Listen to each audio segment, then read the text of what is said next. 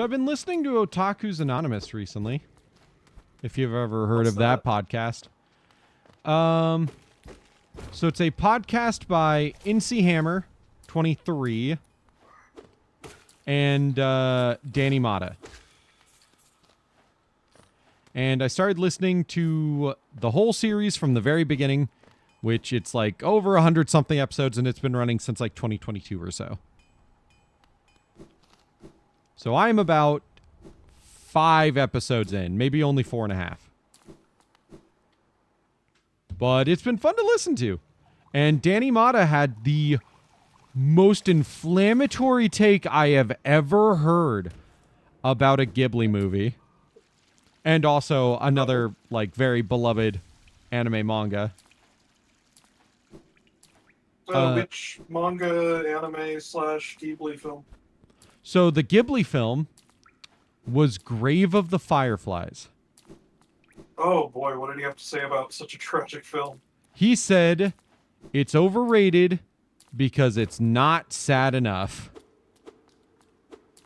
Okay, so not a lot of people even know about that film to begin with. How is it overrated? I brought it up to Studio Ghibli fans, and they're like, "What the fuck is that movie?" I'm like, "How have you never Grave of Fireflies?" I think it was mostly what he mentioned of it's not sad enough. That's so lame because it's already a tragedy. It's a massive historical tragedy. Right? Why would you? That's so fucked. Okay. From what I know, his explanation was you already know that, like, they're gonna die and everything, so it's like there's no like extra twist of tragedy. Excuse. I know, dude. No, like so I said, stupid. It's a very inflammatory take. Like, the only way I can see that is, like, you know how there's like 1,000 fucking movies about the Holocaust and like World War II and shit? Yeah. And it's always against the Nazis and shit? That can be overrated. Yeah. Because it's such an oversaturated market.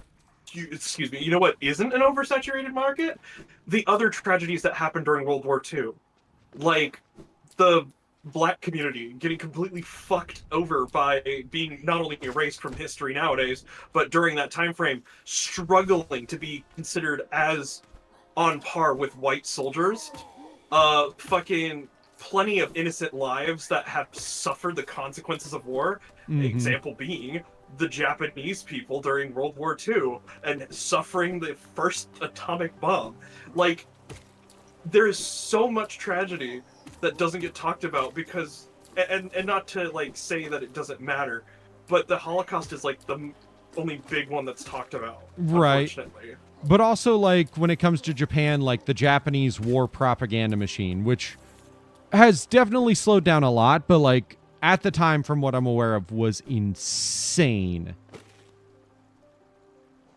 Well, yeah, I mean, they were part of the Axis powers. Of course it was insane. Well, yeah, but I just mean, like, for, like, playing into, like, talking about, like, these tragic things, but, like, how it indoctrinated so many young people into thinking that they needed to be a part of this war that wound up just destroying their lives. Yeah, but I don't think Fireflies was really trying to be that. No, not necessarily, but I mean, it does kind of play into that because the boy, like, runs away and is like, I'll just join the army and we'll keep each other safe. When did that movie come out? A while ago. I can't tell you. Like, 80s or 90s.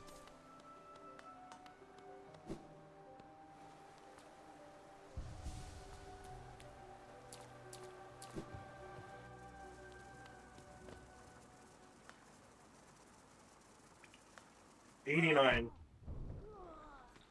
Wow, I was spot on. I guess that would still be around the time frame then for the. Well, no, because Japan kind of like, as soon as they got clapped with that bomb, they weren't really into wars or anything after that. I'm talking about just during the wartime. Like, yeah, but they weren't really. I don't think Japan was a part of any wars post World War II that I can think of, besides maybe the Korean War. Well, I'm talking like World War I and II. Well, yeah, I'm saying that I don't know if this music. I'm talking from the standpoint that I don't think this film contributed to that. Is what I'm saying. No, I'm talking about how this film critiqued that stuff during that time period. Oh, that's what you meant. Okay, that makes a lot Yes. more sense now. Yeah, no, I would agree. I would 100% agree because that is 100% what the tragedy is having the kids suffer through the war and the ramifications it had on its people, along with people who were already in the war. So yeah, it was very much a reflection of how Japan actually feels about everything. Mm-hmm. Yeah, I was very confused. Like, I'm not trying to talk about Japan now. I misunderstood. That was my bad. I completely misunderstood. Oh, excuse me. No, I'm a. What was the anime manga that he was flaming? Uh, Because you mentioned there was another series. have you ever heard of Silent Voice? Yeah, of course. Um, he didn't really say it was overrated. He just kind of said it was mid. That's fair. No, that's absolutely fair. Especially if you're not into the romance genre, it's kind of mid. Not to mention Sure. the fact that the story progression of the main character is kind of ass. I mean, I think I can agree with that. I still think that like the story beyond just the romance is very important of a story to tell, just to like get people to relate and realize that, like suicide isn't worth it and stuff like that. Yeah, the problem is it's romanticized, and I That's think fair. that's one of the reasons why it sucks Mm-hmm. because this is the problem I hate with like suicide in romance stuff, Right. or the thought of suicide in a romance is because it's always romanticized to the sense that like someone's going to save that person. That's not how it always works. That's actually hardly ever how it fucking works. You Right. cannot be saved. You can only save yourself, and you can get help from those people. That's not to say, you can't get help from those people, but you can't solely rely on them. You have to be the ones to make those change. You have to be the ones to actively put in the effort to um, like work on yourself and prevent those thoughts from happening.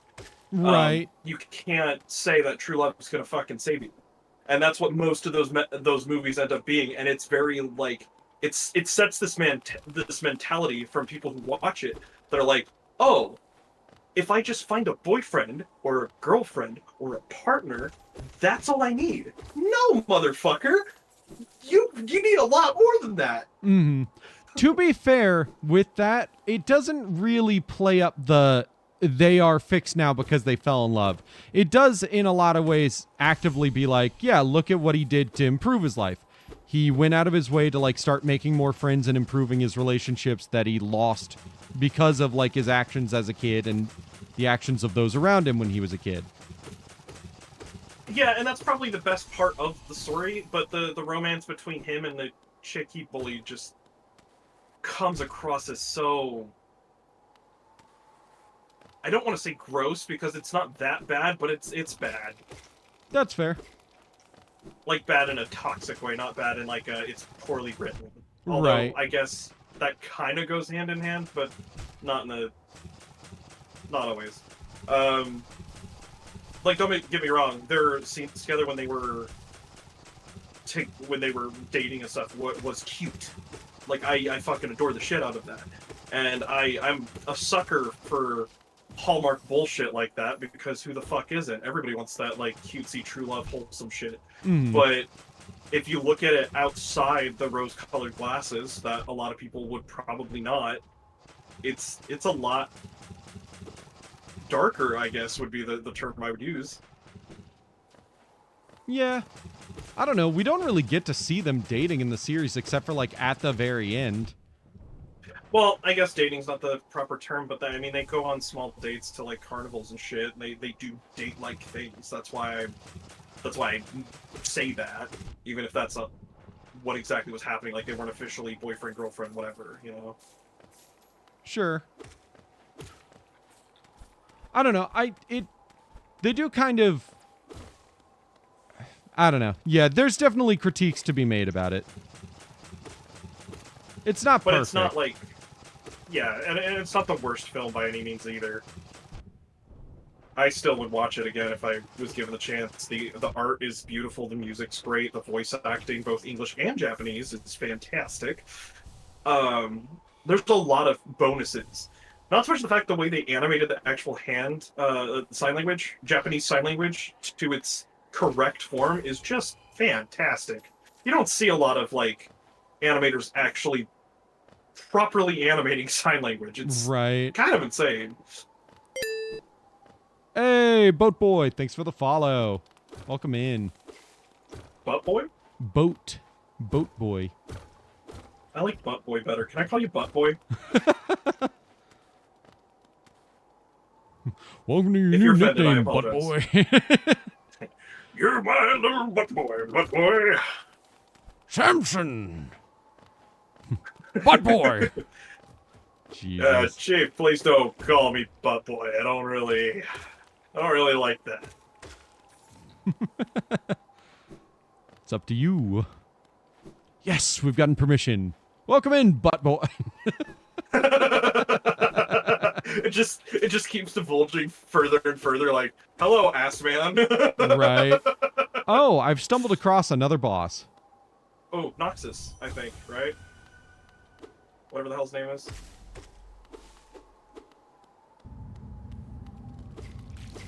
I'm pretty sure it's Nox. The spider creature that has the infection. Right? No, this is the broken vessel.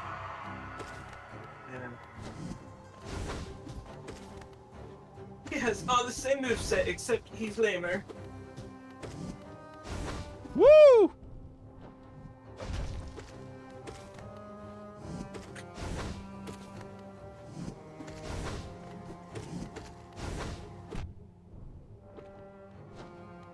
Ow. I think I was tuned into KK's stream last time. I had this tab open. Was KK the one that raided you recently? Yes. It Fuck. was like way earlier in the stream, wasn't it? Yeah. Yeah. Motherfucker. I don't think that one's a motherfucker because that's related to you. That's your brother. That's your brother. Oh my god, I'm just trying to heal. And he said no.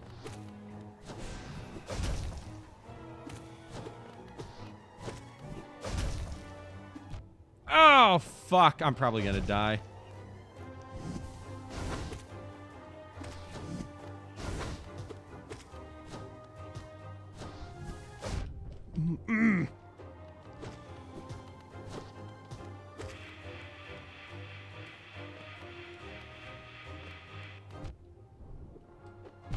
And I'm dead.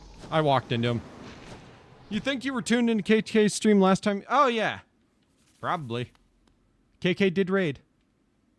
Well, that's a long ways away.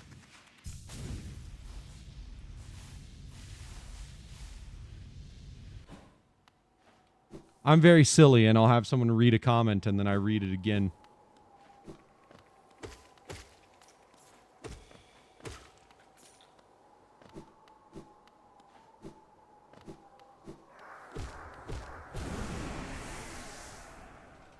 Well, at least this area is easy to get back to.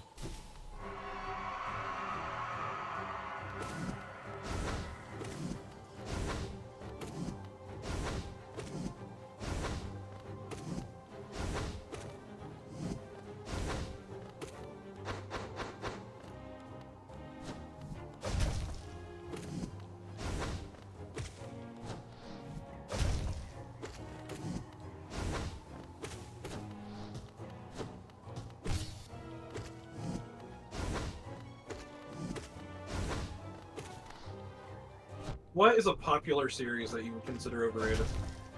Attack on Titan. Really? I enjoyed season 1. Never got into anything else with it. That's fair.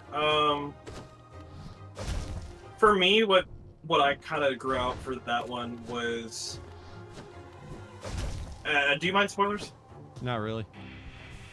So, a cool concept I really enjoyed is the fact that Eren Yeager becomes the villain. He is not the main protagonist. He is for the first season, but he's the main antagonist for the majority of the series. Yeah, I knew that part. And I thought that was a really cool take, because you don't really see that a whole lot in media, where the main protagonist becomes the villain. Right. And stays the villain. And that's fair. The problem with him being the villain is the fact that people started to side with him and his beliefs. Right. That and also didn't help my opinion of the series. Like, I know that's not like, the series' fault, but like... Guys, we don't... Genocide's bad regardless. That was the whole message. Why are we...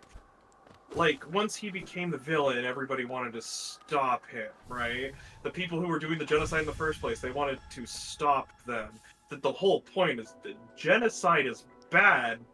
Oh, I got the double jump. Of who it is. Exactly. Genocide is always bad, is the point. Like, yeah, like, if you were to use it as a modern commentary, you could be, you know... It could technically be a commentary of a current ongoing situation that we won't discuss on stream. Right. But, like... Welcome in, by the way. Thanks for staying, even if you were gone for 4 hours.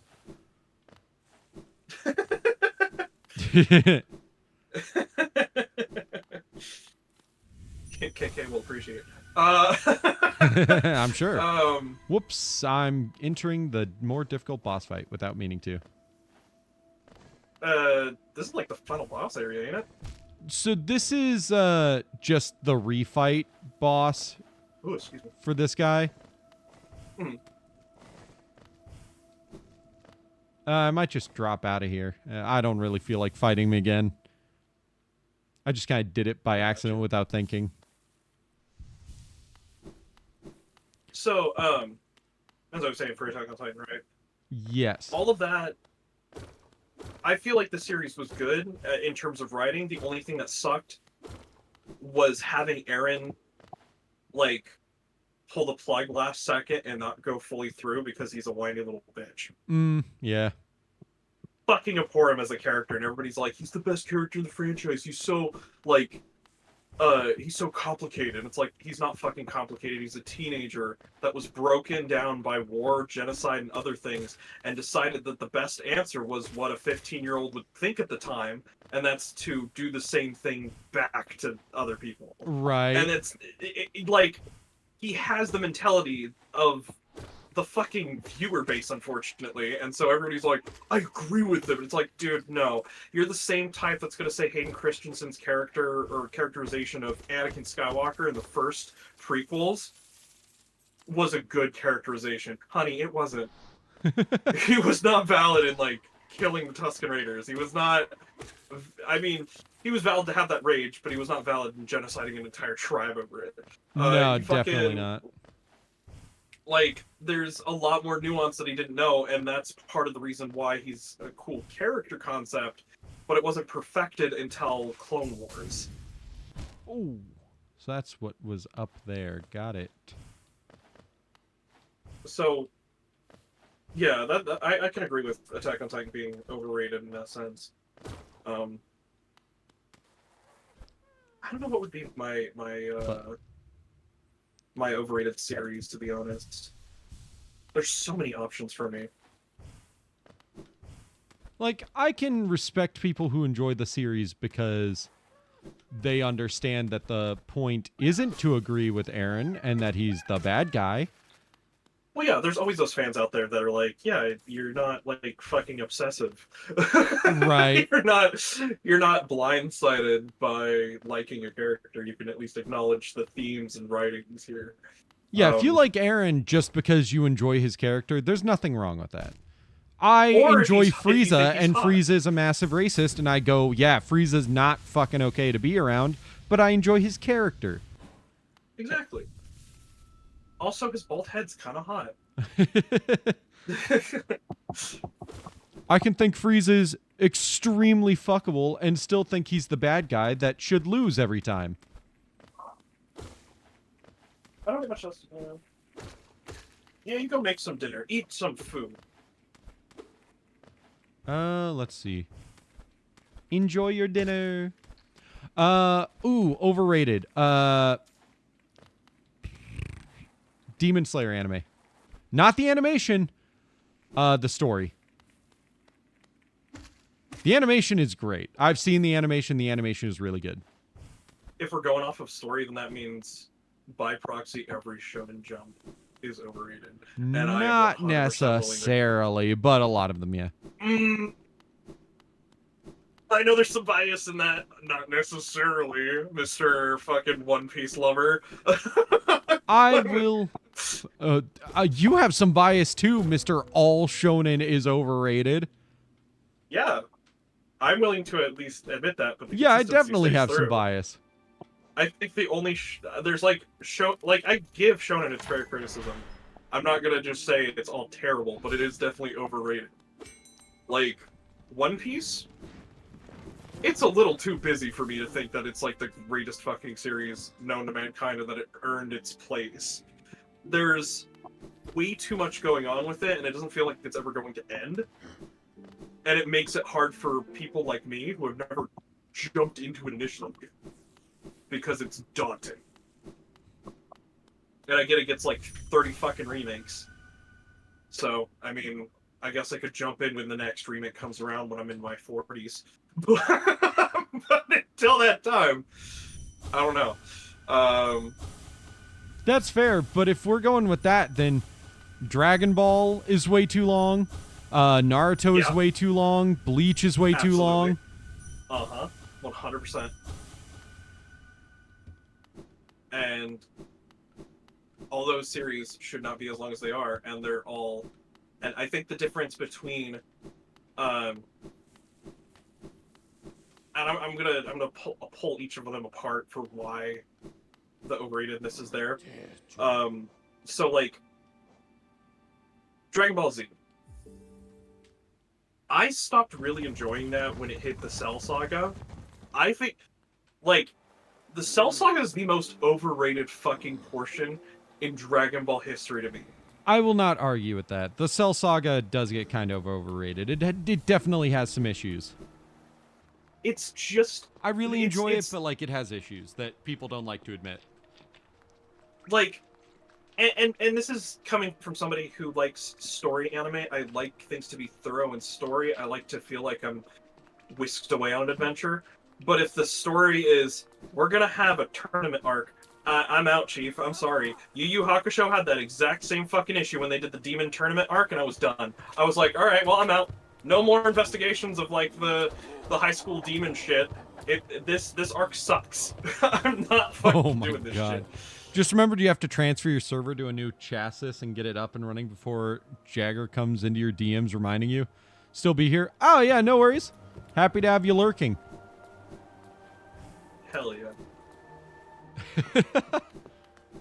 I more have an issue with like I know that Frieza had a similar thing where Frieza had to be like redesigned over and over again.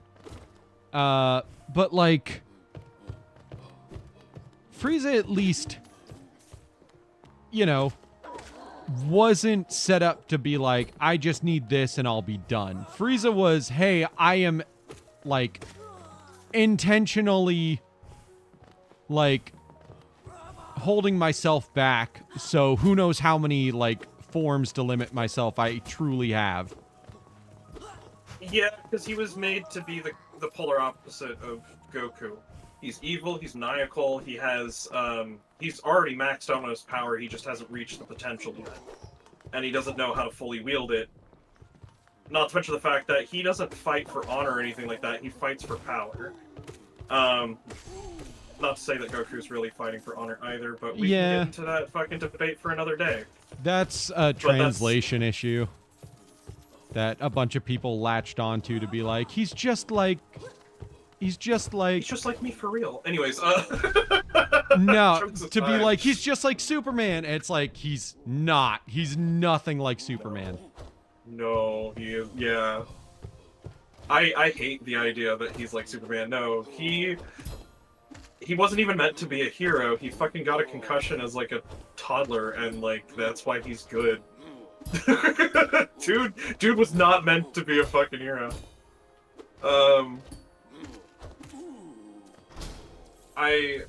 They do have similar backstories, but that was brought up like way later.